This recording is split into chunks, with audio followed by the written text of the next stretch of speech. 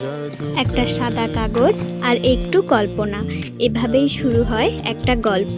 প্রথমে শুধু কিছু হালকা রেখা, যেখানে ধীরে ধীরে ফুটে ওঠে এক অনুভূতি। আজ আমি আঁকলাম শ্রীকৃষ্ণের এই আর্ট, ভক্তি, সৌন্দর্য আর শান্তির এক মিশেল। চোখের এক্সপ্রেশনটা সব থেকে গুরুত্বপূর্ণ, কারণ এখানেই লুকিয়ে থাকে পুরো আবেগে ভরা। তাই সময় নিয়ে ধীরে ধীরে শেডিং করেছি, যাতে সেই গভীরতা ঠিকভাবে ফুটে ওঠে। তারপর চুল, অলংকার আর শেষে ময়ূরের পালক, প্রতিটা ডিটেল যত্ন করে তৈরি করেছি। বিশেষ করে এই পালকটা যেন পুরো ছবিটা একটা আলাদা প্রাণ দেয়। আর শেষে যখন নীল রঙটা যোগ করি, তখন পুরো ছবিটা যেন জীবন্ত হয়ে ওঠে। একটা আলাদা শান্তি, একটা আলাদা অনুভূতি কাজ করে। বন্ধুরা, তোমাদের কেমন লাগলো জানিও। ভালো লাগলে সাপোর্ট করে পাশে থেকো।